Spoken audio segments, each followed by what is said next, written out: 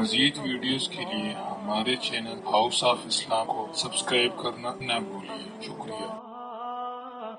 ونستغفره ونؤمن به ونتوكل عليه ونعوذ بالله من شرور أنفسنا ومن سيئات أعمالنا من يهده الله فلا مضل له ومن يضلله فلا هادي له وأشهد أن لا إله إلا الله وحده لا شريك له وأشهد أن سيدنا وسندنا ونبينا ومولانا محمدا عبده ورسوله صلى الله تعالى عليه وعلى آله وأصحابه وبارك وسلم تسليما كثيرا كثيرا أما بعد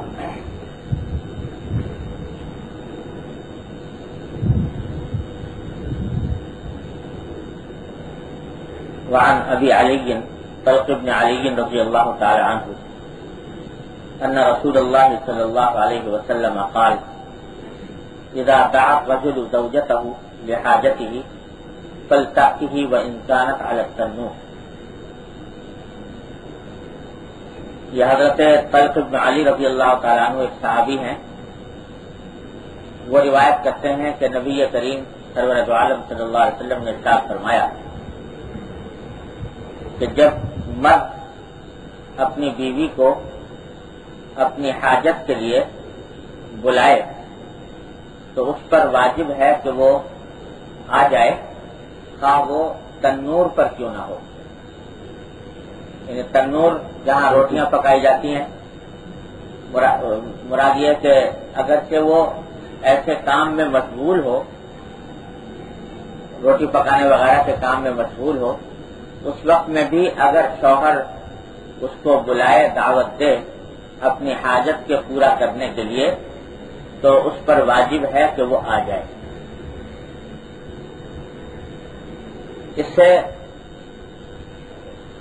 نبی کریم صلی اللہ علیہ وسلم تمام خواتین کو اس بات کی تاکید فرما رہے ہیں کہ تنور پر ہونے کی حالت میں بھی مراد یہ ہے کہ کسی بھی ضروری کام میں مشغول ہو، لیکن شوہر بلائے تو اس پر واجب ہے کہ وہ آئے۔ یہ سارے احکام در حقیقت اس لیے ہیں کہ اللہ تبارک و تعالی نے ہر مرد و عورت کے دل میں ایک فطری طور پر ایک جنسی جذبہ اور خواہش رکھی،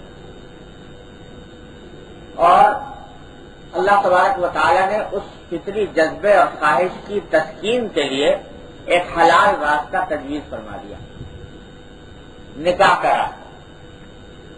اور شوہر اور بیوی کے تعلق میں اس ضرورت کے پورا کرنا یہ شوہر بیوی کے تعلقات میں اولین اہمیت کا حامل ہے۔ تو اس لیے سارے راستے جو حلال کے تھے وہ کھول دیے، تاکہ کسی بھی مرد اور عورت کو حرام طریقے سے اس جذبے اور خواہش کی تسکین کا خیال کر رہا ہے۔ بیوی کو شوہر سے تسکین ہو، شوہر کو بیوی سے تسکین ہو، تاکہ باہر دیکھنے کا موقع نہ ملے، کی ضرورت پیش نہ آئے۔ تو اس واسطے اللہ تبارک و تعالیٰ نے نکاح کے رشتے کو آسان بہت بنایا، آسان اتنا بنایا کہ صرف مرد و عورت ہو، دو گواہ ہوں اور وہ ایجاب و قبول کر لیں، بس نکاح ہو۔ کسی خطبہ پڑھنے کی بھی شرط نہیں ہے، سنت ضرور ہے کہ خطبہ پڑھا جائے، اور نکاح کسی دوسرے سے پڑھانے کی بھی ضرورت نہیں ہے، پڑھا لے تو سنت ہے، مستحب ہے۔ لیکن اگر اس کے بغیر بھی دو مرد و عورت دو گواہوں کی موجودگی میں بیٹھ کر کہہ لیں کہ کہہ دیں کہ میں نے نکاح کیا، دوسرے کہا میں نے قبول کیا، تو نکاح منعقد ہو جائے۔ اس کے لیے کوئی مسجد میں جانے کی، کوئی باقاعدہ کسی تیسرے آدمی سے رابطہ قائم کرنے کی، کسی کو درمیان میں ڈالنے کی ضرورت بھی نہیں رکھتی شریعت۔ کیوں؟ تاکہ حلال کا راستہ آسان سے آسان بنا دیا۔ یہ تاکید فرمائی کہ نکاح کا رشتہ، نکاح کی تقریب اور نکاح کا معاملہ وہ سادگی سے اور آسانی سے انجام دیا جائے، کوئی رسم نہیں، کوئی شرط نہیں، کوئی لمبی چوڑی تقریبیں نہیں، آسانی کے ساتھ نکاح منعقد ہو گیا اور شریعت کا تقاضا اس سے پورا ہو گیا۔ یہ فرما دیا کہ جب جتنا ہو سکے جب اولاد بالغ ہو جائے تو اس کے نکاح کی فکر کرو، تاکہ اس کو حرام کی طرف جانے کی خواہش اور ضرورت پیدا نہ ہو، حلال کا راستہ اس کے لیے مہیا ہو۔ یہ فرما دیا کہ اعظم النکاح برکتاً ایسرہ مؤونۃ، سب سے زیادہ برکت والا نکاح وہ ہے جس میں زیادہ سے زیادہ آسانی ہو اور سادگی ہو۔ جتنا دھوم دھڑکا ہوگا، جتنا اس کو پھیلایا جائے گا، اتنی اس کی برکتیں کم ہو جائیں۔ حضرت عبد الرحمن بن عوف رضی اللہ تعالیٰ عنہ صحابی ہیں، عشرہ مبشرہ میں سے، ان 10 خوش نصیب صحابہ کرام میں سے جن کو حضور اکرم صلی اللہ علیہ وسلم نے خوشخبری سنا دی تھی کہ یہ جنت میں جائیں گے، ایسے قریبی صحابی ہیں۔ حدیث میں آتا ہے کہ ایک مرتبہ حضرت صلی اللہ علیہ وسلم سے ملاقات ہوئی تو دیکھا کہ عبد الرحمن بن عوف رضی اللہ تعالیٰ عنہ کے قمیص کے اوپر ایک زرد سا نشان لگا ہوا ہے۔ تو حضرت صلی اللہ علیہ وسلم نے پوچھا کہ یہ تمہارے قمیص پر یہ زردی کا نشان کیسا ہے؟ تو انہوں نے کیا کہ رسول اللہ میں نے نکاح کر لیا ہے ایک خاتون سے، اور نکاح کرنے کی وجہ سے میں نے خوشبو لگائی تھی، خوشبو کا یہ نشان پڑا ہوا۔ تو حضرت صلی اللہ علیہ وسلم نے فرمایا کہ بارک اللہ لک وعلیک، اللہ تبارک و تعالیٰ تمہارے لیے اس میں برکت پیدا کرنا، برکت کی دعا کرنا، اور ساتھ میں یہ بھی فرما دیا کہ اولم ولو بشاہ، ولیمہ کر لو چاہے ایک ہی بکری سے کیوں نہ ہو، ولیمہ کیونکہ مصنوع۔ لیکن غور کرنے کی بات یہ ہے کہ عشرہ مبشرہ میں سے ہیں، حضور اکرم صلی اللہ علیہ وسلم کے انتہائی قریبی صحابی ہیں، لیکن نکاح کر لیا، حضرت صلی اللہ علیہ وسلم کو بلایا تک نہیں نکاح کی تقریب میں، اور صرف بلانے کی بات نہیں، ذکر بھی برسبیل تذکرہ اس طرح آ گیا کہ آپ نے خود پوچھ لیا کہ زردی کا نشان کیسا ہے، تو اس کے جواب میں فرما دیا۔ حضرت صلی اللہ علیہ وسلم نے بھی کوئی پلٹ کر یہ نہیں فرمایا کہ بھائی تم اکیلے اکیلے نکاح کر کے بیٹھ گئے، ہمیں بلایا بھی نہیں، یہ بھی سوال حضرت صلی اللہ علیہ وسلم نے نہیں، اس لیے کہ شریعت نے نکاح کے تقریب کے اوپر کوئی شرط قید عائد کی ہی نہیں سرے سے۔ اسی طرح حضرت جابر رضی اللہ تعالیٰ عنہ ایک مرتبہ آ گئے اور آ کر انہوں نے بتایا کہ رسول اللہ میں نے ایک خاتون سے نکاح کر لیا ہے۔ جابر بہت قریبی صحابہ کرام میں سے ہیں جو دن رات حضور صلی اللہ علیہ وسلم سے ملتے رہتے تھے، خدمت میں آتے رہتے تھے، لیکن نکاح کر لیا، سرکار دو عالم صلی اللہ علیہ وسلم کو بعد میں بتایا کہ میں نے نکاح کر لیا۔ یہ عام رواج تھا حضور اکرم صلی اللہ علیہ وسلم کے آگے مبارک۔ یہ نہیں ہے کہ صاحب نکاح ہو رہا ہے تو ایک طوفان برپا ہے، ایک طوفان کھڑا ہوا ہے، مہینوں سے اس کی تیاریاں ہو رہی ہیں اور مہینوں سے خاندان بھر میں اس کی دھوم ہے، اور 100,000 طرح کے ایک ہنگامے مسلط ہیں، اس کے بغیر نکاح نہیں ہو سکتا۔ اتنا آسان کیا شریعت، جتنا آسان شریعت نے کیا تھا نکاح کو، اتنا ہی ہم نے اپنی رسموں سے اس کو مشکل بنا دیا۔ دیکھ لو گھرانوں کے اندر لڑکیاں بیٹھی ہیں بغیر نکاح کے، اس لیے بیٹھی ہے کہ جہیز مہیا نہیں کر پاتے، نہیں کر سکتے، اس لیے بیٹھی ہے کہ تقریب کرنے کے لیے، عالیشان دعوت کرنے کے لیے پیسے نہیں ہیں، اور اس کے لیے حلال حرام ایک ہو رہا ہے۔ یہ سب ہمارے پاس یہ چیزیں آ گئی ہندوؤں سے، عیسائیوں سے، پتہ جانے کہاں سے چیزیں لے لی۔ حضور نبی کریم سرور دو عالم صلی اللہ علیہ وسلم نے جو سنت کا طریقہ ہمارے لیے مقرر فرمایا تھا وہ ہم نے چھوڑ دیا۔ اس کا نتیجہ ہے کہ حلال کے اوپر تو قطعاً عائد ہے، حلال کے راستے بند ہیں، وہ حلال طریقے سے نکاح کرنے کے لیے بہت بڑا امیر کبیر ہونا ضروری ہے. ہزاروں لاکھوں روپیہ چاہیے تب جا کے کوئی نکاح کر پائے گا. اور حرام کے راستے چوپٹ کھلے, حرام کے راستے چاروں طرف چوپٹ کھلے پڑے ہیں. نکاح کرنا چاہے تو اس کا راستہ لے, اور حرام کے لیے جب چاہے جس طرح چاہے کر لے. آنکھوں کو پناہ ملنی مشکل ہے. دن رات گھر میں ٹی وی چل رہا ہے, فلمیں آ رہی ہیں, اور اس سے جو انسانی جذبات ہیں ان کو برفروختہ کیا جا رہا ہے, ان کو بڑھایا جا رہا ہے. بازار میں نکلتے ہیں تو نکاح کو پناہ ملنی مشکل ہے, اور اس کے نتیجے میں خرابیاں, فحاشی, عریانی, بے حیائی, بے پردگی اور دنیا بھر کی لعنتیں مسلط ہو رہی ہیں. اور حلال کا جو راستہ شریعت نے رکھا تھا وہ اس وقت تک نہیں کر سکتے جب تک کہ 1000 آدمی بلائے نہیں, اتنا جہیز نہ ہو, اتنی بڑی دعوت نہ ہو, اس وقت تک یہ کام نہیں ہو. تو اس نے ہمارے معاشرے کو تباہی کے کنارے پہنچا دیا. اس معاملے میں حضور نبی کریم سرورت عالم صلی اللہ علیہ وسلم نے نکاح کو فرمایا تو برکت والا نکاح وہ ہے جو آسانی کے ساتھ ہو, سادگی کے ساتھ. اور بھائی اس میں سب سے زیادہ ذمہ داری عائد ہوتی ہے ان لوگوں پر جو کھاتے پیتے گھرانے کہلاتے, جو امیر اور دولت مند گھرانے کہلاتے, ان پر سب سے زیادہ ذمہ داری عائد ہوتی ہے.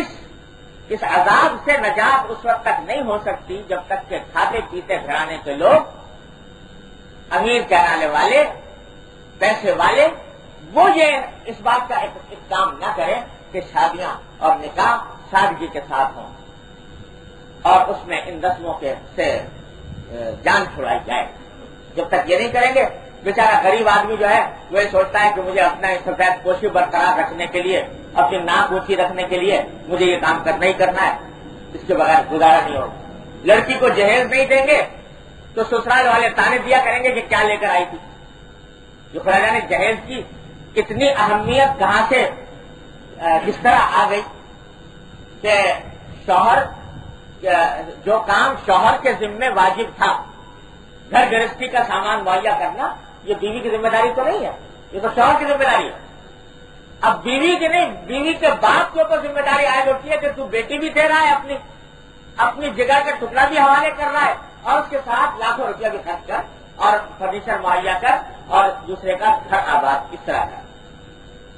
یہ کوئی اس کی اصلیت نہیں. ٹھیک ہے, اگر کوئی باپ اپنی بیٹی کو کوئی چیز دینا چاہتا ہے سادگی کے ساتھ دے دے, لیکن اس جہیز کا اتنا بڑا تومار جیسا کہ ہمارے معاشرے کے اندر پھیل گیا, اللہ بچائے, اس نے زندگیاں برباد کر کے رکھی. یہ ذمہ داری یہ زیادہ عائد ہوتی ہے ان گھرانوں پر جو دولت مند کہلاتے ہیں, پیسے والے کہلاتے ہیں. وہ جب تک آغاز نہیں کریں گے اور اس کو ایک تحریک کی شکل میں نہیں چلائیں اس وقت تک اس عذاب سے نجات ملنی مشکل ہے. اللہ تعالیٰ کی رحمت سے یہ بات ہمارے دلوں میں ڈال. تو کیا یہ رہا تھا کہ نکاح کے راستے کو اللہ تبارک و تعالیٰ نے اتنا آسان بنایا تھا کہ اس کے لیے کوئی شرط نہیں, کوئی قید نہیں, کوئی پابندی نہیں, یہاں تک کہ کسی مولوی کے پاس جانے کی بھی ضرورت.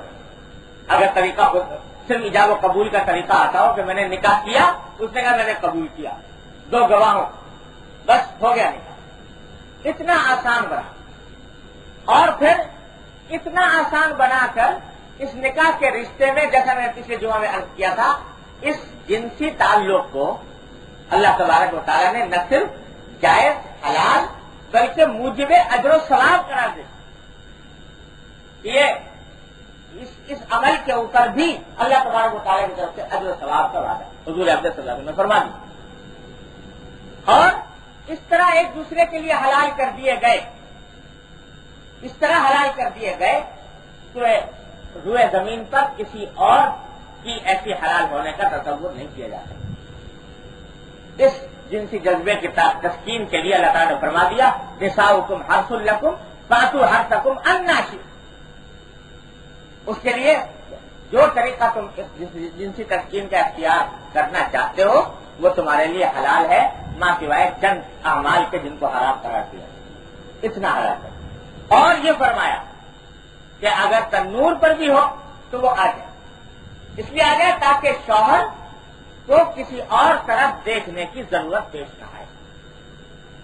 لیکن عجیب معاملہ یہ ہے کہ جو حلال طریقے اللہ تبارک و تعالیٰ نے رکھے تھے اور جن جن باتوں کی تاکید فرمائی تھی، معاشرے میں انہی چیزوں سے غفلت عام، انہی چیزوں سے غفلت عام. اس میں اس بات کا اہتمام نہیں کہ ایک دوسرے کے ذریعے جو جنسی تسکین کا حلال راستہ ہے اس کو استعمال کر کے حرام کے راستے کو بند کر دیا جائے. اس حق کو حق نہیں سمجھا جاتا اور اس معاملے کے اندر بڑی بعض اوقات کوتاہیاں اور غفلتیں برتی جاتی ہیں. اس کا نتیجہ یہ ہے کہ نکاح تو کر رکھا ہے، گھر میں بیوی موجود ہے، لیکن نکاح کسی اور طرح ہے اور ناجائز طریقے سے دوسری طرف اتفاق کیا جا رہا ہے جو حرام کا راستہ کھولتا ہے. اللہ تعالیٰ کی رحمت سے اس سے بچنے کی توفیق عطا فرمائے. اسی طرح اگلی حدیث میں فرمایا وعن ابی ہریرہ رضی اللہ تعالی عنہ عن النبی صلی اللہ علیہ وسلم قال لو كنت آمرا احدا ان يسجد لاحد لامرت المرأة ان تسجد لزوجها. حضرت ابو ہریرہ رضی اللہ تعالی عنہ فرماتے ہیں کہ رسول اللہ صلی اللہ علیہ وسلم نے ارشاد فرمایا کہ اگر میں کسی کو یہ حکم دیتا، یعنی یہ حکم دینا میرے لیے درست ہوتا، جائز ہوتا کہ ایک شخص دوسرے کو سجدہ کرے، تو میں عورت کو حکم دیتا کہ وہ اپنے شوہر کو سجدہ کرے. یعنی کیونکہ اللہ کے سوا کسی اور کے آگے سجدہ کرنا جائز نہیں، لہذا میں یہ حکم نہیں دیتا کہ عورت شوہر کو سجدہ کرے. لیکن اگر اس دنیا میں کسی کا کسی کو سجدہ کرنا جائز ہوتا اللہ کے سوا، تو عورت کو حکم دیتا کہ وہ اپنے شوہر کو سجدہ کرے. کیوں؟ پچھلے جمعہ میں عرض کر چکا ہوں کہ وجہ یہ ہے کہ اللہ تبارک و تعالی نے شوہر کو، مرد کو نگراں، قوام بنایا ہے، امیر بنایا ہے زندگی کے سفر میں. زندگی کے سفر میں جہاں مرد اور عورت ساتھ زندگی بسر کر رہے ہیں تو مرد کو قوام اور امیر بنایا اللہ تبارک و تعالیٰ نے اس زندگی کے سفر کو گزارنے کے لیے. اور یہ امارت ایسی ہے کہ اور جتنی امارتیں ہیں ان سب کا حال یہ ہے کہ کچھ دن کے لیے ہے، کچھ دن کے لیے نہیں ہے. ایک آدمی امیر بن گیا، حاکم بن گیا، کسی ملک کا حاکم کیوں نہ ہو، لیکن اس کی حاکمیت اور اس کی امارت ایک مخصوص وقت کے لیے ہے. کل تک امیر بنا ہوا تھا، آج معلوم ہوا کہ جیل خانے میں. کل تک حاکم تھا، آج کوئی دو کوڑی کو پوچھنے کے لیے تیار نہیں. تو یہ امارتیں، یہ حکومتیں آنے جانے والی چیزیں ہیں. ایک دن کے لیے بنا، دوسرے دن کے لیے نہیں ہے. لیکن یہ جو میاں بیوی کا تعلق ہے، یہ زندگی بھر کا تعلق ہے، دم دم کا ساتھ ہے، ایک ایک لمحے کی رفاقت ہے. لہذا یہ امارت بھی جس وقت سے قائم ہوتی ہے مرتے دم تک باقی رہتی ہے، جب تک نکاح کا رشتہ برقرار باقی رہتی. تو یہ امارت عام امارتوں سے مختلف ہے، پائیدار زیادہ ہے، اور اس امارت کی حیثیت اور دوسرے امارتوں کے مقابلے میں اس لیے مختلف ہے کہ اور امارتوں میں ایک ضابطے کا تعلق ہوتا ہے. حاکم کا محکوم کے ساتھ، رائی کا رعیت کے ساتھ، حاکم کا محکوم کے ساتھ ایک ضابطے کا تعلق ہے، دستوری قانونی تعلق ہے. اور یہ میاں بیوی کا جو تعلق ہے، اس میں شوہر کو امیر بنایا تو یہ تعلق محض ضابطے کا، خانہ پوری کا، قانون کا تعلق نہیں، یہ دلوں کا جوڑ ہے. یہ دلوں کا تعلق ہے جو جس کے اثرات ساری زندگی کے اوپر محیط. اس واسطے فرمایا کہ اگر کسی کو سجدہ کرنے کا اسی میں اجازت دیتا یا حکم دیتا تو مرد عورت کو دیتا کہ وہ اپنے شوہر کو سجدہ کرے، کیونکہ یہ اس کی زندگی بھر کا امیر ہے، زندگی بھر کے سفر کا امیر ہے. اس واسطے اس سے عورت کو یہ بتایا جا رہا ہے. پچھلے جمعہ میں عرض کر چکا ہوں کہ حضور نبی کریم صلی اللہ علیہ وسلم کی سنت یہ ہے کہ ہر فرد کو اس کے فرائض کی طرف توجہ دلاتے. جب شوہر سے خطاب تھا تو شوہر سے خطاب کرتے ہوئے ساری باتیں عورت کے حقوق کی بیان کی جا رہی ہے کہ عورت کی یہ حقوق ہے، عورت کی یہ حقوق ہے، عورت کی حقوق ہے، جن کا بیان پچھلے 2-3 جمعوں میں ہو چکا ہے. اب خطاب ہو رہا ہے عورت سے، تو عورت کو اس کے فرض کی طرف متوجہ کیا جا رہا ہے کہ تمہیں یہ سمجھنا چاہیے کہ تمہارے لیے خدا کے بعد، اللہ کے بعد، اللہ کے رسول صلی اللہ علیہ وسلم کے بعد سب سے زیادہ قابل احترام اور سب سے زیادہ قابل محبت ہستی اس روئے زمین پر تمہارا شوہر. جب تک یہ نہیں سمجھو گی شوہر کے صحیح حقوق ادا نہیں کر پاؤ. یہ اللہ اور اللہ کے رسول کے بعد. ہاں یہ ضرور ہے کہ اللہ اور اللہ کے رسول کا حکم سب کے احکام پر مقدم ہے. اللہ اور اللہ کے رسول کا حکم آ جائے تو نہ باپ کی اطاعت، نہ ماں کی اطاعت، نہ شوہر کی اطاعت. لیکن اس کے بعد اس روئے زمین پر سب سے بڑی ہستی تمہارے لیے، سب سے بڑی قابل احترام اور سب سے بڑی قابل محبت ہستی وہ تمہارا شوہر. اس کو خوش کرنے کی فکر کرو، اس کے حقوق ادا کرنے کی فکر کرو، اس کی اطاعت کی فکر کرو. عجیب الٹی گنگا ہمارے دور میں ہر چیز کے اندر بہنے لگی ہے. مجھے سمجھ آتے تھا ہمارے حضرت قاری محمد طیب صاحب نے فرمایا کرتے تھے کہ آج کی تہذیب میں ہر چیز الٹی ہو گئی. یہاں تک کہ پہلے چراغ تلے اندھیرا ہوا کرتا تھا، چراغ کے نیچے اندھیرا ہوتا تھا. اب بجلی کے اوپر اندھیرا ہوتا ہے. اگر بجلی کا بلب لٹکا دو تو اندھیرا اوپر ہوتا ہے نیچے کے بجائے. تو فرمایا کرتے کہ ہر چیز الٹی ہو گئی. تو یہ الٹی اس درجہ ہو گئی کہ اگرچہ میں پہلے عرض کر چکا ہوں کہ گھر کا کام کاج یہ چاہے قانوناً عورت کے ذمہ واجب نہ ہو لیکن سنت ضرور ہے. اور حضرت فاطمہ الزہرا رضی اللہ تعالیٰ عنہا کی سنت ہے جو نبی کریم صلی اللہ علیہ وسلم نے ان کے لیے تجویز فرمائی، وہ سنت ہے. اور شوہر کی اطاعت کا بھی حکم دیا گیا اور کہا گیا کہ وہ شوہر کی اطاعت کرو. تو اب اگر ایک عورت اپنے شوہر کے لیے، اپنے بچوں کے لیے کھانا پکاتی ہے یا کوئی گھر کا کام کاج کرتی ہے تو وہ سارا اس کے لیے اجر میں لکھا جاتا ہے، اعلیٰ ترین اجر و ثواب میں لکھا جاتا ہے. اعلیٰ ترین اجر و ثواب ہے یہ گھر کا کام اگر صحیح نیت سے عورت انجام دے. لیکن آج کی الٹی گنگا کا فیصلہ یہ ہے کہ عورت کا گھر میں بیٹھنا اور گھر کے کام کاج کرنا یہ تو ہے رجعت پسندی، دقیانوسیت اور یعنی پرانا دقیانوسیت ہے، پرانا طریقہ. یہ عورتوں کو قید کرنے والی بات.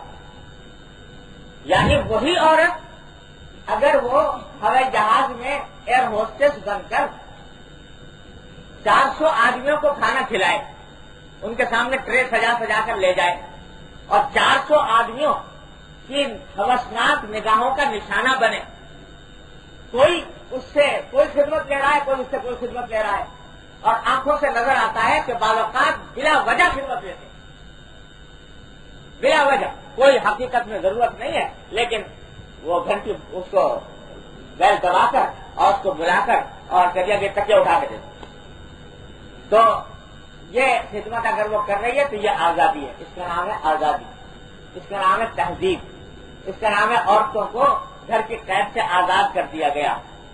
400 مردوں کو ایک وقت میں کھانا کھلا رہی ہے، وہ سجا سجا کر لے جا رہی ہے، وہ تو ہے آزادی.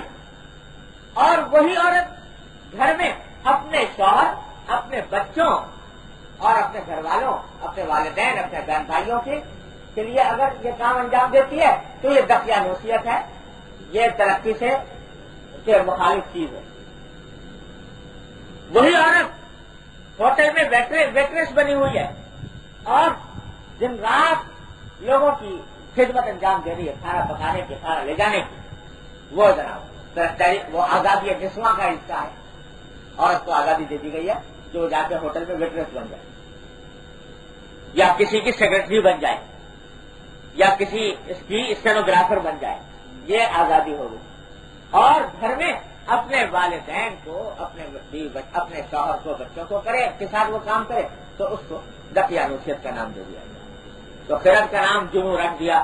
جنو کا قرد جو چاہے آپ کا حسن کرشمہ ساز کرے. یہ ہو رہا ہے. حضور نبی کریم سرورت عالم صلی اللہ علیہ وسلم فرماتے ہیں کہ تمہارے ذمے دنیا کی کسی کی خدمت واجب نہیں. عورت کے ذمے کسی کی خدمت واجب نہیں. نہ اس کے ذمے کوئی ذمہ داری ہے، نہ اس کے کاندھوں پر کسی ذمہ داری کا کوئی بوجھ ہے. تم ہر بوجھ سے، ہر ذمہ داری سے آزاد ہو. صرف ایک بات ہے کہ اپنے گھر میں قرار کے ساتھ رہو. وقرن فی بیوتکن، گھر میں قرار کے ساتھ رہو اور اپنے شوہر کی اطاعت کرو، اپنے بچوں کی تربیت کرو. یہ تمہارا فریضہ ہے اور اس کے ذریعے تم قوم کی تعمیر کر رہی ہو، قوم کی معمار بن رہی ہو. یہ حضور اکرم صلی اللہ علیہ وسلم نے مقام دیا تھا. اب جو چاہے اس عزت کے مقام کو اختیار کرے اور جو چاہے اس ذلت کے راستے کو اختیار کرے جو آنکھوں سے نظر آ رہا ہے.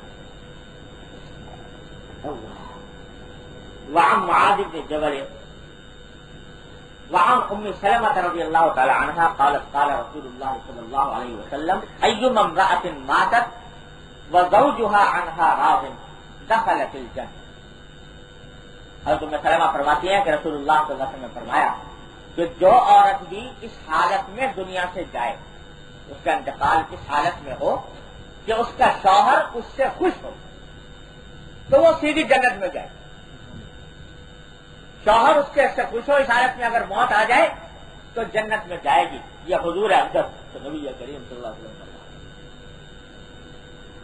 اور اگلی حدیث ہے حضرت معاذ بن جبل رضی اللہ تعالیٰ عنہ کی عن النبی صلی اللہ علیہ وسلم قال لا تؤذي امرأة زوجها في الدنيا الا قالت زوجته من الحور العين لا تؤذيه قاتلك الله فانما هو عندك دخيل يوشك ان يفارقك اليه.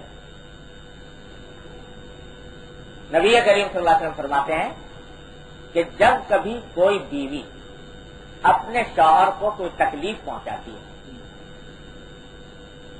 بعض اوقات طبیعت عورتوں کی ایسی ہوتی ہے کہ جو سلامتی کے حامل نہیں ہوتی، طبیعت میں فساد ہوتا ہے، بگاڑ ہوتا ہے، اور اس طبیعت کے فساد اور بگاڑ کی وجہ سے اپنے شوہر کو تکلیف پہنچا رہی ہے، کسی طرح بھی پہنچا رہی. تو جب بھی تکلیف پہنچاتی ہے تو اس کے شوہر کی جو بیویاں اللہ تبارک و تعالی نے جنت کے اندر حوروں کی شکل میں اس کے لیے مقدر فرمائی ہیں، تو وہ وہاں سے اس عورت سے خطاب کر کے کہتی ہیں، یعنی وہ حور جو اس شوہر کے لیے مقرر ہیں اللہ تبارک و تعالیٰ کی طرف سے آخرت میں اس کو ملنے والی ہیں، وہ اس عورت سے خطاب کر کے کہتی ہیں کہ اللہ تؤذی ہی قاتلک اللہ، اللہ تجھے مارے تو اس کو تکلیف نہ پہنچا، اس واسطے کہ فإنما ہوا عندک دخیل، یہ تمہارے پاس چند دن کا مہمان ہے، اور یوشک ان یفارقک الینا، قریب ہے کہ تم سے جدا ہو کر ہمارے پاس آ جائے، تو اس کو تکلیف نہ پہنچا. یہ اس سے خطاب کرتی ہے.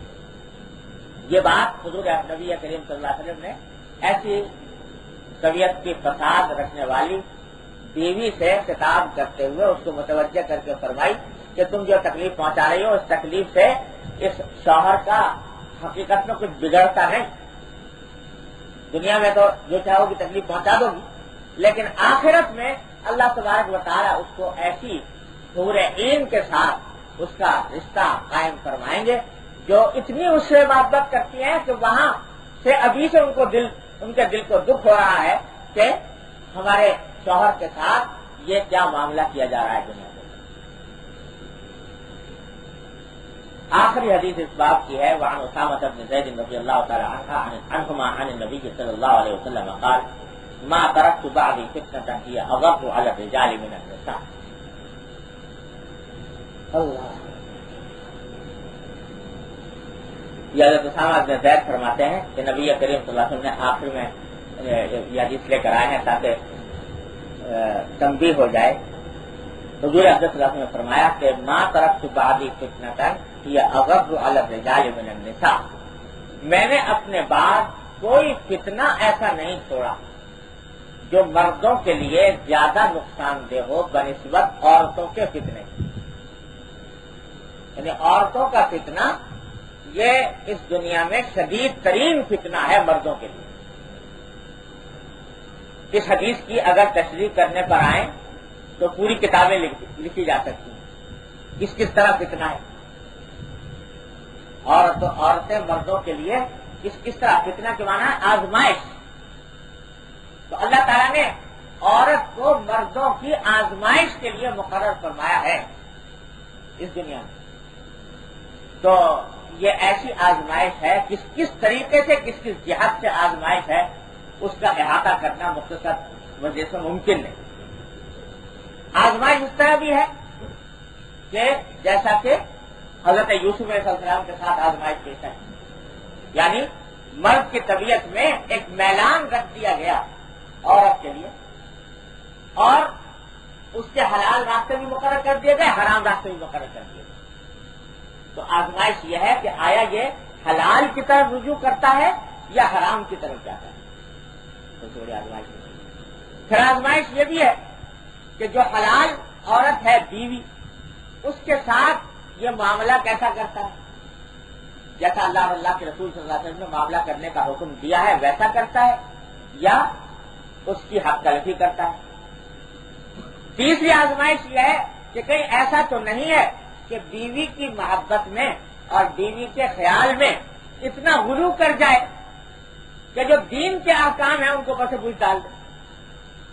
یہ تو سن لیا کہ بیوی کو خوش کرنا چاہیے، اس سے سلوک کرنا چاہیے، لیکن اس کو سن کر دین کے جو احکام ہیں ان کو بس بوجھ ڈال دیا، حرام کاموں میں ناجائز کاموں میں اس کی دلجوئی کر رہا ہے، ان کی صحیح دینی تربیت نہیں کر رہا۔ اس لحاظ سے بھی آزمائش ہے کہ محبت کا تقاضا یہ ہے کہ کچھ نہ کہے، اور دین کا تقاضا یہ ہے کہ غیر دینی حرکات کے اوپر روک ٹوک کرے۔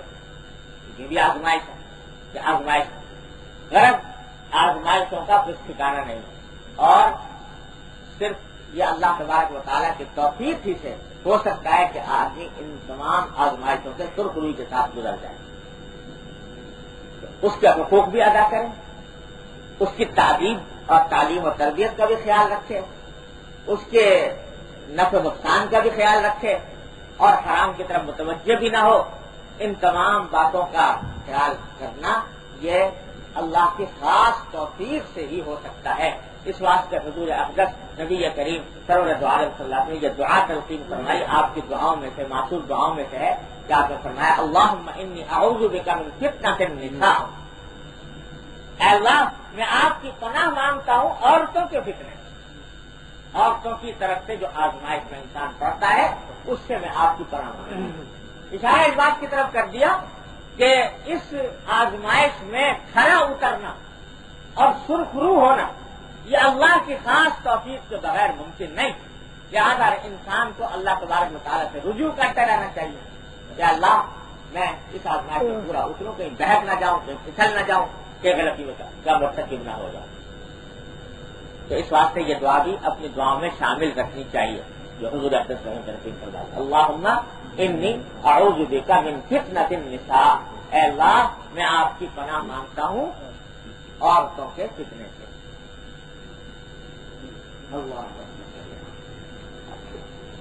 اب آگے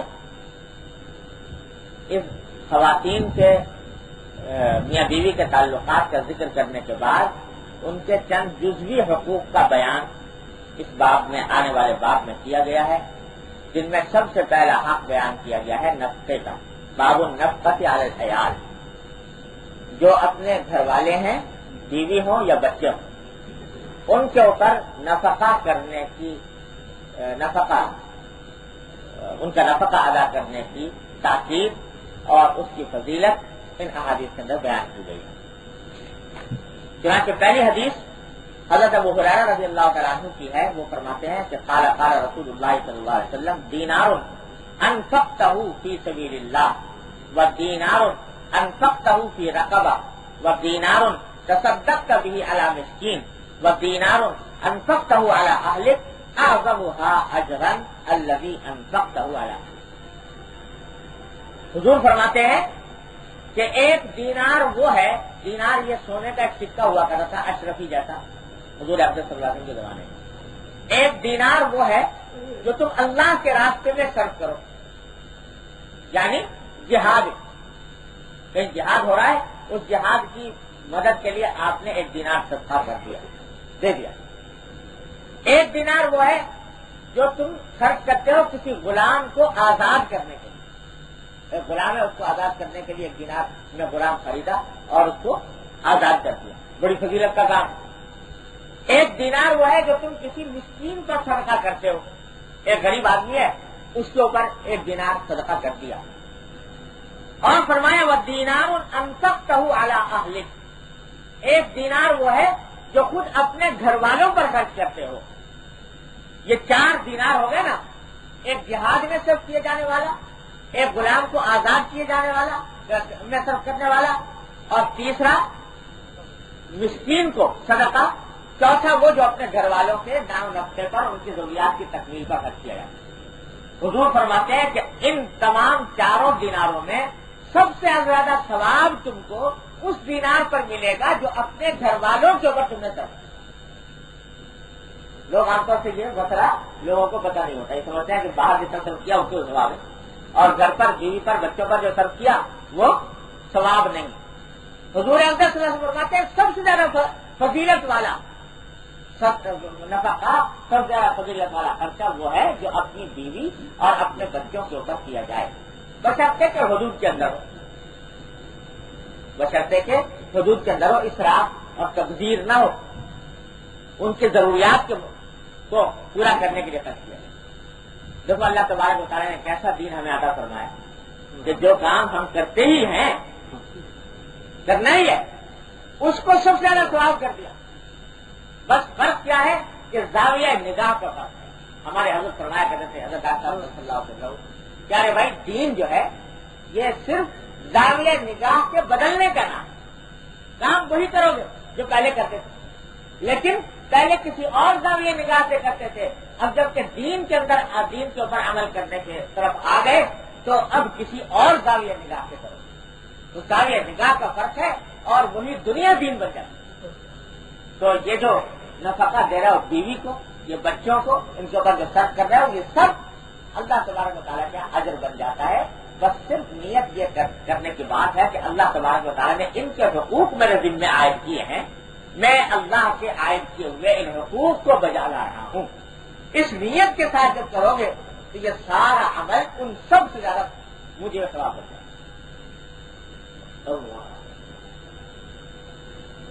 حدیث میں آتا ہے کہ جس وقت یہ آیت نازل ہوئی کہ لن تنالوا البر حتی تنفقوا مما تحبون، قرآن شریف کی آیت ہے کہ اس وقت تک نیکی کے مقام کو حاصل نہیں کر سکتے جب تک کہ اپنی محبوب چیزیں تم اللہ کے راستے میں خرچ نہ کرو۔ تو جب یہ آیت نازل ہوئی صحابہ کرام کا حال یہ ہوا کہ جتنی محبوب چیزیں تھیں وہ سب لا کر صدقہ کرنی شروع کر، کسی کے پاس باغ تھا باغ صدقہ کر دیا، کسی کے سب زیادہ محبوب گھوڑا تھا وہ گھوڑا صدقہ کر دیا، کسی کے سب زیادہ محبوب غلام تھا اس کو آزاد کر دیا۔ جو کچھ جس کے پاس محبوب ترین اشیاء تھی وہ ساری کی ساری اللہ کے راستے میں خرچ کرنی شروع کر، یہاں تک کہ ایک صاحب ایسے تھے، بہت سے، ایک نہیں متعدد، کہ جب ان کے انفاق کی اللہ کے راستے میں خرچ کرنے کی فضیلت میں آیتیں سنی اور حضور اقدس صلی اللہ علیہ وسلم کے ارشادات سنے تو جو کچھ گھر میں تھا سب چیز جھاڑو پھیر کر سارا کا سارا سر کر گھروں کو چھوڑا ہی نہیں، بیوی بچوں کے لیے بھی چھوڑنے کچھ چھوڑا۔ تو اب معلوم ہوا کہ صاحب بیوی کے واسطے بھی کھانے کو بھی کچھ نہیں ہے، بچوں کے واسطے کھانے کے لیے بھی کچھ نہیں۔ تو جب یہ کئی واقعات پیش آئے تو اس وقت بعض صحابہ کرام کے دل میں خیال پیدا ہوا کہ پتہ نہیں اس طرح صرف کرنا ٹھیک ہے یا نہیں ہے کہ سارا کچھ دے دیا، بیوی بچوں کے واسطے کچھ چھوڑا ہی نہیں۔ تو اس پر حضور اقدس صلی اللہ علیہ وسلم سے بعض صحابہ کرام نے سوال کیا، یا رسول اللہ یہ اللہ کے راستے میں صرف کرنے کی کیا حد ہے، کتنا صرف کرنا چاہیے؟ تو اس پر آیت نازل ہوئی यसअलूनका माज़ा युनफ़िक़ून कुलिल अफ़्व, लोग आपसे पूछते हैं कि क्या खर्च करें, तो आप कह दीजिए कि जो जरूरत से जायद हो वो खर्च करो। जो अपनी जरूरत के अंदर दाखिल है उसको खर्च करना ये जायज नहीं, जरूरत से जो जायद है उसको खर्च करो। तो बीवी बच्चों की जो जरूरियात हैं, बीवी बच्चों की जो जरूरियात हैं वो मुकद्दम है, उनको पहले पूरा। ऐसा ना करो कि खर्च करने में औरों को तो मालदार कर दिया, उनके घरों में चिराग जला दिए और अपने घर का चूल्हा ठंडा कर दिया, ये तुम्हारे लिए जायज नहीं। ये सलून का माज़ा युनफ़िक़ून कुलिल अफ़्व, यही वो आयत है जिसको आजकल उल्टे माना पहनाए जाते हैं कि बहुत से ये कहते हैं कि इसके माना यह है कि जो भी जरूरत से ज्यादा हो उसका खर्च करना वाजिब है। ऐसा नहीं है, यहां कम से कम मिकदार का बयान नहीं हो रहा, बल्कि ज्यादा से ज्यादा मिकदार का बयान हो रहा है कि ज्यादा से ज्यादा जो खर्च करना हो वो इतना होना चाहिए कि जिसके बाद अपनी जरूरत के मुताबिक घर में बच जाए। जब से ये इश्तराकियत का बहुत जोर शोर हुआ था, यह आयत जो है इश्तराकियत पसंद किस्म के लोग बहुत कसरत से पढ़ा करते थे। यसअलूनका माज़ा युनफ़िक़ून कुलिल अफ़्व, कि कुलिल अफ़्व में अल्लाह ताला ने यह फरमाया कि जो भी जरूरत से ज्यादा वो सब खर्च करो। अब ये बहुत जोर शोर के साथ ये आयतें पढ़ी भी जाती थी, इसके ऊपर बड़े लेक्चर भी भगाड़े जाते थे और लेक्चरों की हद तक बात थी। जाहिर है कि लेक्चर के अंदर तो यही सब कहा जाता था कि साहब जो जरूरत से ज्यादा है वो सब खर्च करो, बाकी अमल करने के लिए कोई तैयार था नहीं कि जो जरूरत से ज्यादा वो सारा खर्च कर दे। लेकिन लेक्चरों की हद तक कम अज कम ये बात खूब फैलाई जाती थी कि असल में तो कुरान ने यह हुक्म दिया है और कुरान तो पहले से इश्तराकियत का माज़अल्लाह हामी है। तो खूब समझ लीजिए, असल आयत की यह है कि लोग ऐसा नहीं था कि खर्च नहीं कर रहे थे और उनको ये कहने के लिए कि तुम्हें खर्च करना चाहिए जरूरत से ज्यादा ये आयत नाज़िल हुई हो। हुआ यह था कि खर्च बेइंतहा कर रहे थे, जरूरत से जितना खर्च करने की हद थी शरई उससे ज्यादा खर्च कर रहे थे, बीवी बच्चों को रास्ते में नहीं छोड़ रहे थे। उसके लिए आयत नाज़िल हुई कि तुम्हें से पूछते हैं कि क्या खर्च करें, तो बता दो कि उतना ही खर्च करना जायज है जितना कि तुम्हारी जरूरत से जायद हो। जो जरूरत के अंदर दाखिल है वो खर्च करना जायज नहीं। लिहाजा बीवी बच्चों का पेट काट कर उनका हक पामाल करके अगर सदका करोगे वो सदका जायज नहीं होगा, हराम होगा तुम्हारे। यह है तो इसलिए फरमाया कि ये नफका जो तुम कर रहे हो अपने अहलो अयाल पर, ये नफका दरहकीकत ये अजर है अल्लाह तबारक व तआला के साथ की तरफ से, इसके ऊपर सवाब है और दूसरे तमाम खर्चों के मुकाबले में ज्यादा सवाब है। शर्त सिर्फ क्या है कि नीयत अपनी दुरुस्त कर लो, रुख दुरुस्त कर लो, जाविया निकाह ये बना लो कि मैं ये कर रहा हूं अल्लाह के आयत किए हुए हक के अदायगी के लिए, तो ये दुनिया तुम्हारे लिए बेहतरीन दीन बन जाती है। इस नफका के सिलसिले में यह अर्ज कर दूं क्योंकि बात चल रही है बीवी के हुकूक के सियाक में, इसलिए यह अर्ज कर दूं कि बीवी का जो हक शौहर के जिम्मे आयद होता है, माली हुकूक उनमें सबसे बड़े दो हैं, एक महर और एक नफा। महर शौहर के जिम्मे एक वाजिब है, अल्लाह तबारक व तआला ने उसके शौहर के जिम्मे वाजिब करार दिया है तो वो महर अदा करे अपनी बीवी का। दूसरा नफका। इन दोनों के बारे में हमारे माशरे के अंदर चंद गलतियां पाई जाती हैं जिनको समझना जरूरी है।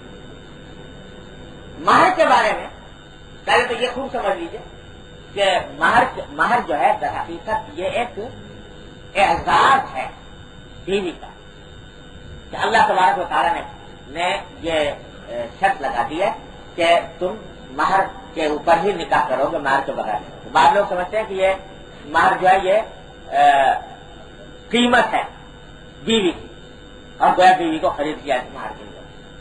तुम समझ लो कि इसका कीमत से कोई ताल्लुक नहीं, ये एजाज है। एजाज ऐसा है कि देखो इतना बड़ा फर्क रखा है अल्लाह तबारक व तआला ने कि जो आदमी खरीदने जाता है ना कोई चीज, बाजार में कोई चीज खरीदता है, उसकी कीमत अदा करता है, तो अगर बेचने वाला ये कहे कि भाई मैं तो कीमत नहीं लेता, मुफ्त लेगा, तो उसके लिए मुफ्त रखना जायज है कि नहीं? जायज है। उसका मालिक है, وہ اگر چاہے تو قیمت لے، چاہے تو معاف کر دے، اس کو معاف کرنا بھی جائے. لیکن مہر میں کوئی عورت یہ کہے کہ میں نکاح کرتی ہوں اور مہر کے بغیر کرتی ہوں، مفت کرتی ہوں، بغیر مہر کے کرتی ہوں، تو شریعت کہتی ہے کہ اس کو یہ مہر ادا کر. اور اسی واسطے شریعت نے یہ حکم دیا کہ مہر اتنا رکھا جائے جو استطاعت کے مطابق ہو اور جس کو واقعی ادا کر سکے آدمی. اتنا زیادہ مہر باندھ لینا کہ نکاح کی مجلس میں تو معلوم ہوا کہ صاحب 2 لاکھ 3 لاکھ مہر باندھ لیا گیا، اور نکاح کرتے وقت بھی یہ ذہن میں ہے اور بعد میں بھی کہ ادا کرنا ہونا ہے نہیں کسی وقت، تو جتنا چاہو باندھ لو، پھر 2 لاکھ یا 10 لاکھ باندھ لو، 10 کروڑ باندھ لو. جب دینا ہی نہیں تو جس کے دل میں دینے کی نیت ہو تو وہ پہلے سوچے گا کہ میں دے بھی سکتا ہوں دینے. تو اتنا زیادہ مہر باندھنا جو دینے کی جس کے اوپر اس کی قدرت نہ ہو، یہ جو ہے یہ درست نہیں. اہتمام کے ساتھ اتنا مہر باندھنا چاہیے جو باقی دے سکے. اسی کا نتیجہ ہے کہ باندھ تو دیا 5 لاکھ اور 10 لاکھ، اب وہ ساری عمر ادا کیا نہیں، مرتے وقت جب بستر مرد پر ہوئے تو اس وقت کہہ دیا کہ بیوی معاف کر دینا. اب وہ بیچاری اس وقت میں کیا کہے کہ میری معاف کر، تو کہہ دیا صاحب مہر معاف کروا دیا. تو یہ طریقہ یہ مہر کا طریقہ ہے. اتنا باندھو جتنا دے سکتے ہو، پھر دینے کا اہتمام کرو. مہر کی 2 قسمیں ہوتی ہیں، ایک مہر معجل، ایک مہر مؤجل، ایک عین والا ایک حمزے والا. 2 قسمیں ہوتی ہیں. معجل کے اصل معنی یہ ہوتے ہیں کہ جس وقت نکاح ہو رہا ہے اسی وقت میں یا تو ادا کر دے، یا اگر اس وقت ادا نہ کرے جب بھی بیوی مانگے اس وقت ادا کر دے، وہ معجل کہلاتا ہے، عین والا. اور ایک جو مؤجل ہوتا ہے اس کے اصل طریقہ تو یہ ہے کہ اس کی کوئی مدت مقرر کر دیا کہ اتنی مدت میں ادا کیا جائے گا. اگر مدت مقرر نہیں کی گئی تو اس کی آخری مدت جا کر یا تو طلاق ہے یا انتقال ہے، اس وقت میں وہ واجب ہوتا ہے. تو جو مؤجل ہوتا ہے حمزے والا، اس کو بعض لوگ یہ سمجھتے ہیں کہ اس کے معنی یہ ہے کہ زندگی بھر ادا نہیں کرنا، جب تک کہ طلاق نہ ہو یا جب تک کہ موت نہ آ جائے اس وقت تک ادا نہیں کرنا. یہ مطلب ہے مؤجل. خوب سمجھ لو، یہ مطلب نہیں. مطلب یہ ہے کہ آخری اس کی حد وہ ہے، لیکن اس سے پہلے اس کے دل میں واجب ہے کہ وہ ادا کرے، ہر وقت واجب زیادہ مہر کی ادائیگی کو محض ایک کھیل قرار دے لینا، جیسا کہ ہمارے معاشرے میں ہو رہا ہے، یہ شریعت کی صریح خلاف ورزی ہے اور اس سے احتراز واجب. دوسری طرف ایک دوسری انتہا یہ پیدا ہو گئی ہے، اب آج کل کثرت سے دیکھنے میں آتی ہے کہ انہوں نے کہا مہر جو ہے بہت کم باندھنا چاہیے، تھوڑا باندھنا چاہیے. تو وہ اتنا تھوڑا باندھنے لگے کہ جس سے مہر کا مقصد ہی فوت ہو گیا. اتنا تھوڑا کہ مہر کا مقصد ہی فوت ہو گیا. کئی مرتبہ میرے پاس ٹیلیفون آتے ہیں، لوگ پوچھتے ہیں کہ صاحب وہ مہر باندھا تھا پتہ نہیں 32 روپے یا 32 روپے شاید مشہور ہے لوگوں کہ 32 روپے. اسی زمانے میں جو سب سے کم مقدار درہم کی وہ 10 درہم ہوتی تھی مہر کی، 10 درہم، اس کی قیمت شاید 32 روپے ہوتی ہوگی کسی زمانے میں. تو اس 32 روپے کو ایسا لوگوں میں مشہور ہو گیا کہ صاحب یہ، اور لوگ کہتے ہیں ہم نے تو شرعی مہر باندھا ہے. یہ 32 روپے کا مہر، اس کو مہر شرعی سمجھتے ہیں. تو یاد رکھو یہ شرعی وری کچھ نہیں ہے. شرعی مہر یہ ہے، اصل بات یہ ہے کہ اس خاندان کی خواتین کا جو مہر مثل ہے بہتر یہ ہے کہ وہ باندھے، اور اگر وہ نہ باندھے تو باہر اتنا باندھے کہ جس سے اس کا اعزاز بھی ہو. یہ نہیں ہے کہ چونکہ باہر کا مقصود اعزاز ہے تو یہ نہیں ہے کہ اس کو ایسے ہی برائے نام کوئی رقم مقرر کر دی جس میں کوئی اعزاز نہیں ہوتا. یہ کوئی اچھی بات نہیں ہے، یہ کوئی شریعت کا تقاضا نہیں. تو مہر اتنا کم بھی نہ ہونا چاہیے جس سے اعزاز.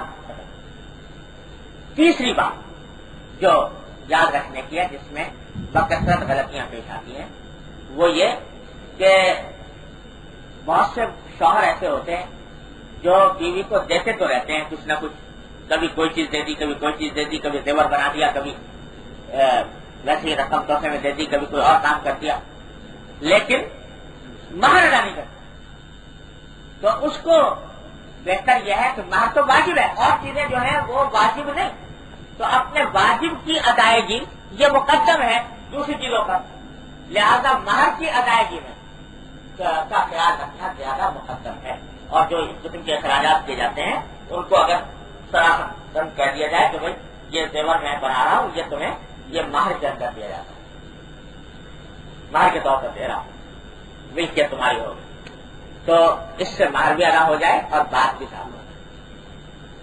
چوتھی بات جو اس سلسلے میں یاد رکھنے کی ہے، اور جس میں شاید ہی کوئی اللہ کا بندہ بچا ہوا ہو، سارے ہی ہمارے معاشرے کے لوگ اس میں مبتلا، وہ یہ کہ شوہر اور بیوی کی ملکیتیں ممتاز نہیں ہوتی، پتہ نہیں چلتا کہ کیا چیز شوہر کی ہے، کیا چیز بیوی کی ہے، ملکیت کس کی ہے۔ اگر کوئی یہ سوال اٹھائے بھی تو کہتے ہیں یہ تو غیریت کی بات ہے، یہ تو ہم ساتھ رہ رہے ہیں، لہذا کسی امتیاز کی ضرورت نہیں، تو اس کا نتیجہ یہ ہوتا ہے کہ ملکیتیں ممتاز نہیں ہوتی۔ اب جب کبھی جھگڑا ہو گیا، طلاق تک نوبت پہنچ گئی، خدا نہ کرے، یا انتقال ہو گیا کسی ایک کا، تو مسئلہ کھڑا ہو جاتا ہے کہ یہ کس کی ملکیت ہے، میراث میں تقسیم ہوگی نہیں ہوگی، بیوی کی ہوگی، شوہر کی ہوگی، کیا ہوگی۔ شریعت کا حکم یہ ہے کہ جو کام کرو صاف معاملہ کرو، جو زیور بنا کر اگر دے رہا ہو بیوی کو تو صاف صاف بتاؤ کہ یہ تمہاری ملکیت ہے، اور عاریتاً استعمال کے لیے دے رہا ہے اس کو، یا اس کی ملکیت بنا کر دے رہا ہے، بالکل صاف ستھرا معاملہ واضح طریقہ کا کر دینا ضروری ہے۔ اب یہ ہمارے معاشرے میں رواج ہے کہ شوہر کی طرف سے بھی کچھ زیور چڑھایا جاتا ہے اور بیوی کے گھر والوں کی طرف سے بھی زیور چڑھایا جاتا ہے، تو عام طور سے ہمارے معاشرے میں رواج یہ ہے کہ جو شوہر کی طرف سے چڑھایا جاتا ہے زیور، وہ شوہر ہی کی ملکیت رہتا ہے، اگرچہ استعمال بیوی کرتی ہے، بیوی اس کو عاریتاً استعمال کرتی ہے، ملکیت شوہر کی ہوتی ہے، اور جب بیوی والوں کی طرف سے عورت والوں کی طرف سے لڑکی والوں کی طرف سے چڑھایا جاتا ہے تو وہ لڑکی کی ملکیت ہوتی ہے، لیکن بہت سی جگہوں پر اس بات کو صاف نہیں کیا جاتا، اس کی وجہ سے بہت سے مسائل پیدا ہوتے، اس میں صاف کر دینا چاہیے۔ یہ جو زیور اگر واقعتاً بیوی کی ملکیت کرنا مقصود ہے تو صراحتاً کہہ دے کہ میں نے آج سے تمہاری ملکیت کر دیا، اب جب اس کی ملکیت ہو گیا تو وہ اس کی مالک بن گئی، زکوٰۃ بھی اسی کے ذمہ واجب ہے اس کی، اور اگر بالفرض شوہر کا انتقال ہو جائے تو وہ زیور شوہر کے ورثہ کی طرف نہیں جائے گا، وہ ملکیت بیوی کے رہے گا، اگر بیوی کا انتقال ہو جائے تو بیوی کے ورثہ کی طرف منتقل ہوگا، سارے احکام اس کے اوپر ملکیت سے جاری ہوگا۔ یہ معاملات کیونکہ صاف نہیں ہوتے اس واسطے بعد میں جا کر جھگڑے کھڑے ہوتے۔ ہمارے حضرت حجم الامت مولانا خان صلی اللہ علیہ وسلم نے فرمایا کہ میں نے الحمدللہ اپنے گھر کی ایک ایک چیز ممتاز کی ہوئی ہے کہ کون سی میری ہے اور کون سی گھر والوں کی ہے، ایک ایک چیز ممتاز کریں تاکہ کوئی الجھن کوئی اشتباہ برقرار نہ رہے۔ بھائی یہ سارے دین کی باتیں ہیں، میں پہلے عرض کرتا رہتا ہوں آپ سے کہ دین صرف عبادات کی حد تک محدود نہیں کہ بس نماز پڑھ لیے، روزہ رکھ لیا اور روزی کا تصویر پڑھ لیے، مراقبے چلے کر لیے، بس ہو گیا دین۔ یہ دین پوری زندگی کے اوپر محیط ہے، یہ ساری باتیں سیکھنے کی اور یہ ساری باتیں عمل کرنے کی ہیں، ان کے عمل نہ کرنے کی وجہ سے معاشرے تباہ ہو رہے ہیں۔ ہم سے پوچھئے کتنے جھگڑے روز ہمارے سامنے آتے ہیں دارالفتہ کرنے، اس واسطے آتے ہیں کہ ملکیتیں ممتاز نہیں، پتہ نہیں کون سی چیز کس کی۔ صاحب میں نے تو ایک مکان تھا وہ اپنی بیوی کے نام کر دیا تھا، رجسٹری، بھائی رجسٹری تو کر دی تھی، لیکن یہ تمہارے ذہن میں آیا یہ تھا کہ یہ رجسٹری کرنے کے بعد ملکیت بھی اس کی کر دی تھی، اس کو قبضہ بھی دے دیا تھا، یا محض نام کر دیا تھا؟ دیکھیے کچھ ذہن میں تھا نہیں، اس جیسے نام لکھ دیا بیوی کا۔ تو جو اتنا بڑا کام کر رہے ہو تو اس کی حقیقت سمجھ کر کرو، کیا کر رہے ہو؟ یہ بیوی کو دے رہے ہو مکان، اس کی ملکیت بنا رہے ہو، یا ویسے ہی کاغذی طور پر، کاغذی کارروائی کے طور پر نام لکھ دیا ہے بیوی کا اور کچھ اس کو دینا مقصود نہیں. بات واضح کرو اور جو کچھ کرو اس کو لکھ کر جاؤ وصیت نامے میں کہ یہ مکان اگرچہ میری بیوی کا نام ہے لیکن ہے میری ملکیت. اور اگر ملکیت کر دی ہے تو ملکیت بھی کرو اور پھر اس کا قبضہ بھی دو تاکہ ملکیت کام ہو جائے اس کا.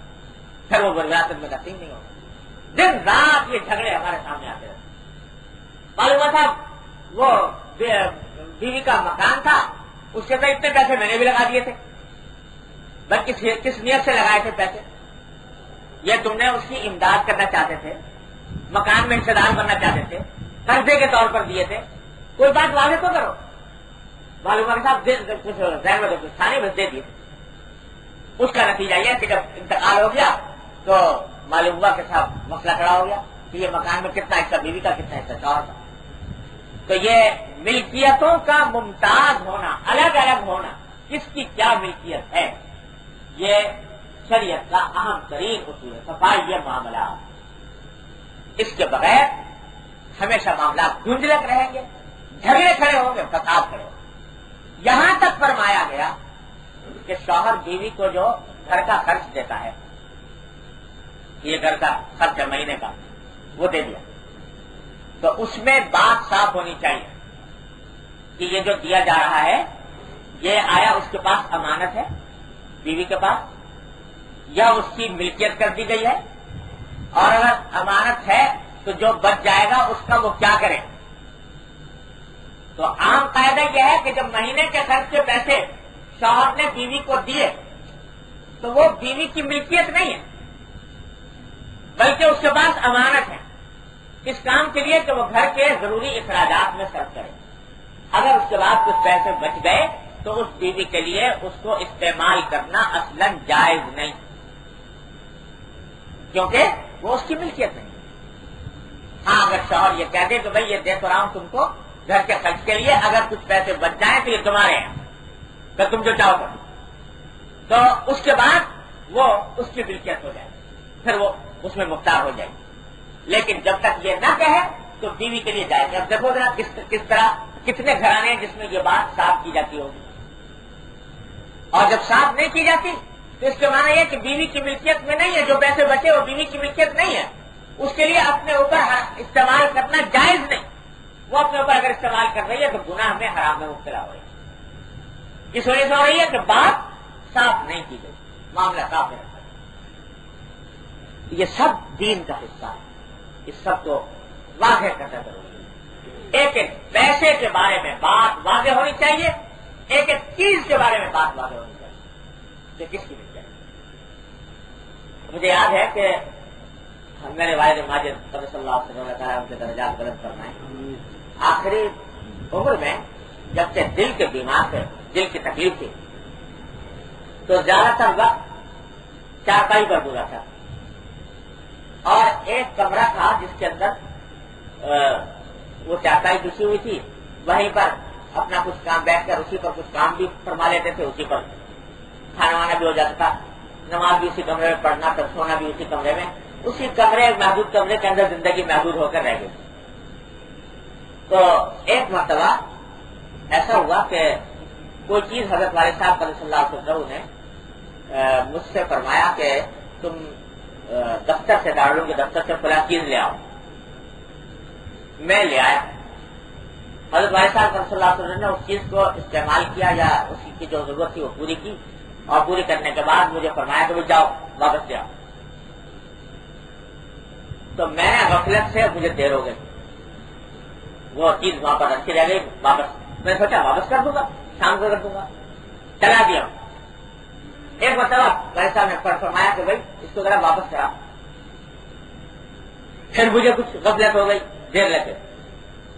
تیسری مرتبہ جب وہ دیکھا تو بھائی صاحب نے مجھے ڈانٹا, فرمایا کہ میں تم سے 2-3 مرتبہ کہہ چکا ہوں, اب تک تم نے واپس نہیں کی. پھر میں جا کر واپس کرایا. تو جب واپس آ گیا تو پھر مجھے ایک بات بتا, فرمایا گاؤں تمہیں بتا. بات دراصل یہ ہے کہ دیکھو اس کمرے کے اندر جتنی چیزیں تم دیکھ رہے ہو, اس کے بارے میں اس بات کا حتی الامکان اہتمام کرتا ہوں کہ اس کمرے کے اندر کوئی چیز ایسی باقی نہ رہے جو میری ملکیت نہیں ہے. کوئی برتن، کوئی پیالہ، کوئی گلاس، کوئی فرنیچر ایسا نہ رہے جو میری ملکیت نہیں ہے۔ وجہ اس کی یہ ہے کہ میں اپنے وصیت نامے میں یہ لکھ چکا ہوں کہ اس کمرے میں جتنی اشیاء ہیں وہ میری ذاتی ملکیت ہیں۔ اب اگر کوئی چیز باہر سے آتی ہے کسی وجہ وقت، تو میرے ذہن پر یہ بوجھ جاتا ہے کہ جلدی سے جلدی یہ واپس اپنے مالک کے پاس پہنچ جائے، کیونکہ اگر پتہ نہیں انسان کی موت و حیات کا کچھ بھروسہ نہیں، اگر کسی ایسی حالت میں میرا وقت آ گیا کہ وہ چیز میرے کمرے کے اندر موجود تھی، تو وصیت نامے کے اندر لکھا یہ ہوگا کہ یہ چیز میری ہے، ذاتی ملکیت ہے، اور حقیقت میں وہ کسی اور کی ہے۔ تو اس سے لوگ اسے گڑبڑ پیدا ہے۔ اس لیے میں چاہتا ہوں کہ جب بھی کوئی چیز آئے تو جلدی سے جلدی واپس کر دی جائے۔ یہ ہے، یہ دین اور تقویٰ صرف ایسے نہیں حاصل ہو جاتا ہے دعووں سے۔ یہ ہے تقویٰ کہ کوئی چیز ایسی نہ رہے جو اپنی ملکیت میں نہیں ہے اور جس کے بارے میں وصیت نامے میں لکھ دیا ہے، چھوٹی سی چیز بھی ہو تو اس کو جلدی سے واپس کرتا۔ یہ احتمال۔ تو بھائی یہ میاں بیوی کے تعلقات میں بعض اوقات لوگ سمجھتے ہیں صاحب حساب دوستاں در دل، دوستوں کا حساب دل میں، لہٰذا حساب کتاب کرنے کی ضرورت نہیں۔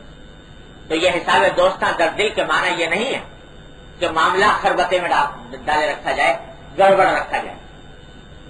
حساب دوستاں در دل کے معنی یہ ہے کہ اگر اس کے کچھ پیسے تمہارے ذمے آتے ہیں، صاف صاف کہہ دو میں نے تم کو معاف کر دیا، نہیں لوں گا، چلو اگر ایسی فیاض ہو، سخی ہو تو کہہ دو، لیکن مبہم معاملہ رکھنا اس کی کوئی اجازت نہیں۔ تو عرض یہ ہے کہ شوہر اور بیوی کے تعلقات میں بھی املاک کو، ملکیتوں کو ممتاز رکھنا ضروری ہے۔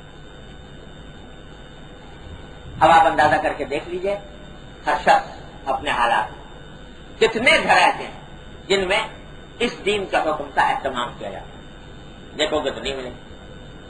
اب یہ وہ ہے جس کی وجہ سے معاملات خراب ہو رہے ہیں، حلال و حرام ایک ہو رہے ہیں، جھگڑے کھڑے ہو رہے ہیں، فساد بقا ہو رہا ہے۔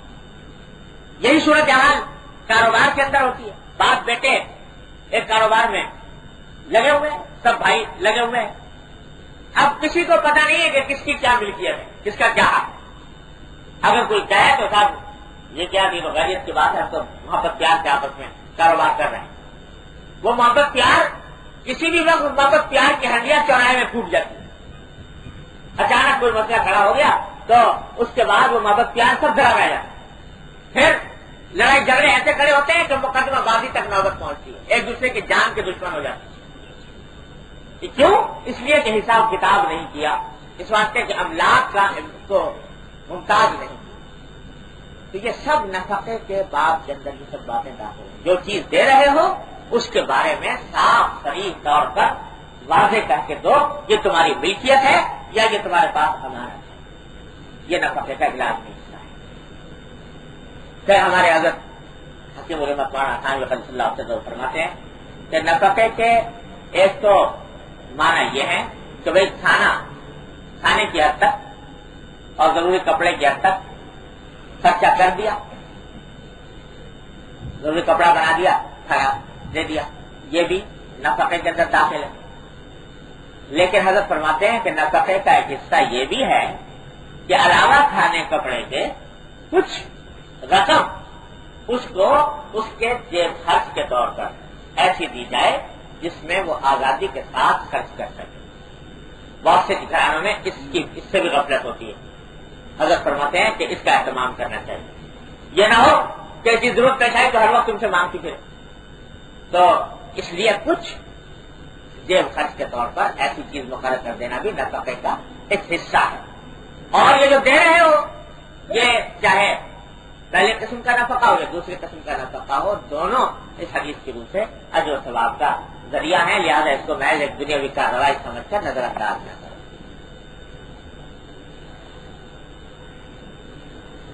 آگے دوسری حدیث اسی مضمون کی ہے، اس میں حضرت ام سلمہ رضی اللہ تعالی عنہ فرماتی ہیں کہ میں نے یہ عرض کیا کہ یا رسول اللہ هل لی اجر فی بنی ابی سلمہ ان انفق علیہم ولست بتارکتہم ہکذا وہکذا۔ یا حضرت ام سلمہ رضی اللہ تعالی عنہ در حقیقت یہ پہلے بیوی تھی حضرت ابو سلمہ کی، اور ان کا جب انتقال ہو گیا تو اس کے بعد حضور اقدس صلی اللہ علیہ وسلم کے نکاح میں آئی. اور اس کا بھی عجیب واقعہ ہے کہ جب ان کے شوہر کا انتقال ہوا حضرت ام سلمہ کے، تو یہ حضور اقدس صلی اللہ علیہ وسلم کی خدمت میں حاضر ہوئی، یا حضور اقدس صلی اللہ علیہ وسلم تشریف لے گئے، مجھے یاد نہیں رہا. بہرحال تو اس وقت میں انہوں نے عرض کیا کہ رسول اللہ میرے طبیعت پر اپنے شوہر کے ظاہر ہے انتقال کا طبیعت پر اثر ہے. تو آپ نے فرمایا کہ تم یہ دعا کرو اللہ تبارک و تعالیٰ سے کہ اللہم عاقبنی من عقبہ حسن، کہ اللہ مجھے ان کے بعد میرا انجام بہتر کیجیے. اور بعض روایت میں آتا ہے کہ یہ فرمایا کہ یوں کہو کہ اللہم اخلفنی خیرا منہ، کہ اللہ مجھے ان سے بہتر ان کا نائب عطا فرمائیے. تو یہ دعا حضرت ام سلمہ کرتی تھی.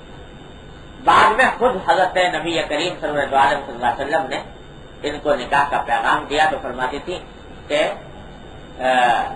مجھے حضور صلی اللہ علیہ وسلم نے جو دعا تلقین فرمائی تھی وہ دعا میں کرتی رہی. اس دعا کو اللہ تعالیٰ نے اس طرح قبول فرمایا کہ ابو سلمہ سے کہیں زیادہ افضل اور بالا برتر شوہر مجھے عطا فرمائے، یعنی نبی کریم صلی اللہ علیہ وسلم. لیکن جب حضور اقدس صلی اللہ علیہ وسلم کے نکاح میں آئی تو ان کی سابق شوہر سے اولاد بھی تھی، لڑکے بھی تھے، کچھ لڑکیاں بھی تھیں. تو اس اولاد کے بارے میں سوال کیا کہ یا رسول اللہ میرے سابق شوہر کے لڑکے ہیں، اب میں ان کو اس طرح بھی چھوڑ نہیں سکتی کہ وہ جو دوسروں کے دست نگر ہوں، تو ان کے اوپر کچھ نہ کچھ مجھے خرچ کرنا چاہیے. تو اگر میں خرچ کروں گی تو کیا اس پر مجھے اللہ تبارک و تعالیٰ کی طرف سے اجر ملے گا یا نہیں؟ تو حضرت صلی اللہ علیہ وسلم نے فرمایا کہ نام لکی اجر ما انفقت علیہ، کہ ہاں جو کچھ بھی نفقہ تم ان کے اوپر کرو گی، خرچ کرو گی، اس پر تمہیں اللہ تبارک و تعالیٰ کی طرف سے اجر ملے گا. یہ حضور اقدس صلی اللہ علیہ وسلم نے ان کے بارے میں فرمایا. تو معلوم ہوا کہ شوہر جو خرچ کرے بیوی پر، باپ بیٹوں پر، وہ تو ہے ہی باعث اجر. ماں اپنے بیٹوں پر اگر کچھ خرچ کرتی ہے تو اس کے اوپر بھی اللہ تبارک و تعالیٰ کی طرف سے اجر لکھا جاتا ہے.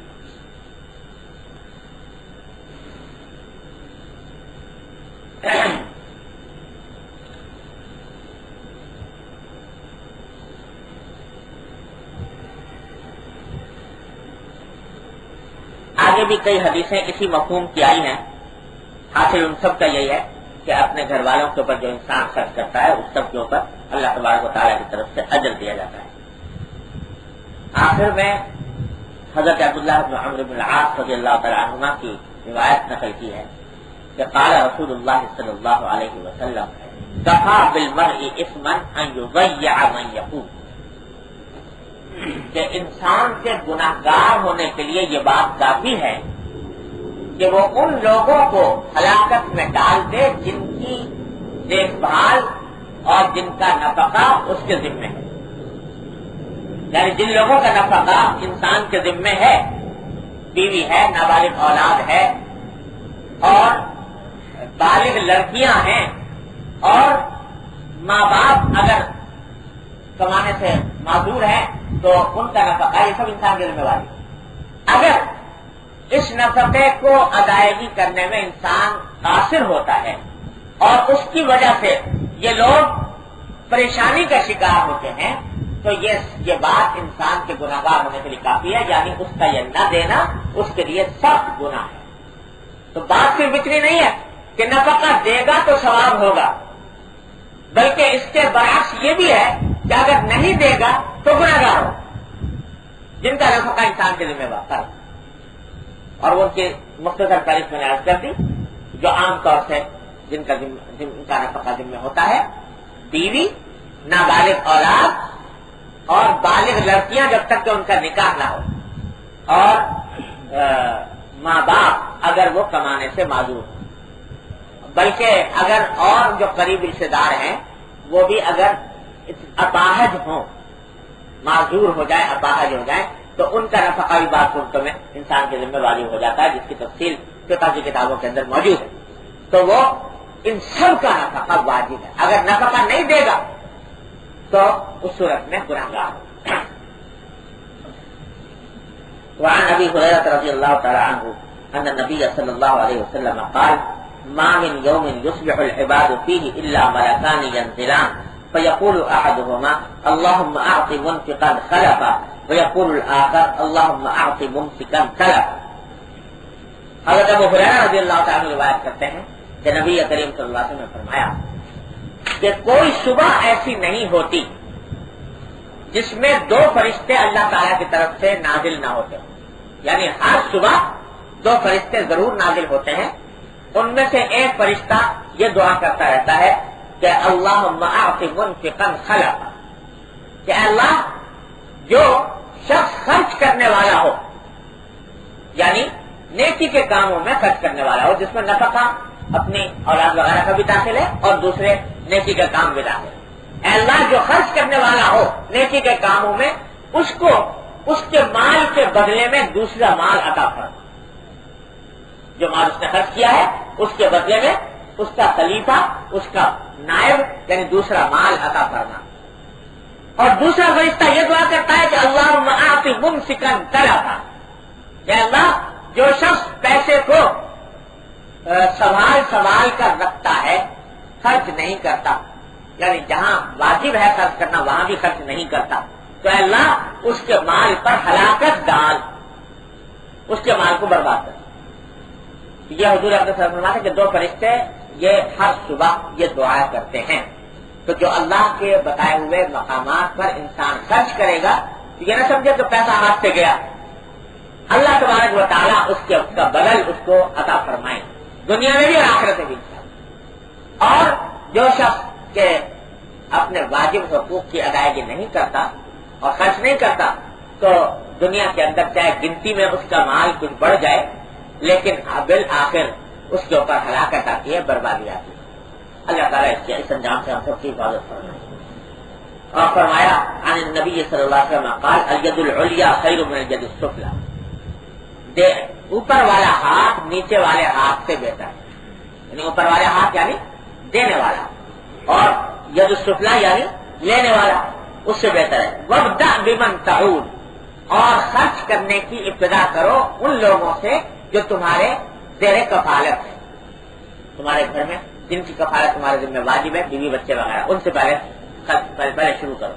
یہ نہیں کہ باہر خرچ کرتے پھر رہے اور گھر والے محتاج ہیں، جیسا کہ پہلے تفصیل کرتی ہے. وخیر الصدقۃ ما کان عن ظاہر غنی، اور بہترین صدقہ وہ ہے جو صدقے کے بعد بھی انسان بے نیاز باقی رہے. یعنی یہ ایسا نہ ہو کہ صدقہ کرنے کے بعد پھر انسان کے پاس کچھ نہیں رہا، بلکہ اتنا صدقہ کرے کہ اس کے بعد بھی کسی کا محتاج نہ ہو. ومن یستعفف یعفہ اللہ، اور جو شخص پاک دامنی اختیار کرے، پرہیز کرے مانگنے وغیرہ سے، تو اللہ تبارک و تعالیٰ اس کو عفت عطا فرما دیتے ہیں. کہ اگر وہ چاہے کہ اللہ تبارک و تعالیٰ کسی جگہ مجھے ہاتھ پھیلانے کی ضرورت نہ ہو تو اللہ تبارک و تعالیٰ اپنی رحمت سے اس کو ایسا ہی کر بھی دیتے ہیں اگر اس کا کبھی داعیہ یہ ہو. ومن یستغنی یغنہ اللہ، اور جو شخص کہ بے نیاز رہنا چاہے دوسروں کی کے مال سے، کہ مجھے کسی سے مانگنے کی عادت پیش نہ آئے، اللہ تعالیٰ اس کو بے نیاز کر ہی دیتے ہیں بشرطے کہ اس کے دل میں صادق اور صحیح جذبہ ہو. اللہ تبارک و تعالیٰ اپنی رحمت سے ان ارشادات پر سب کو عمل کرنے دعا کریں. اللهم صل على سيدنا.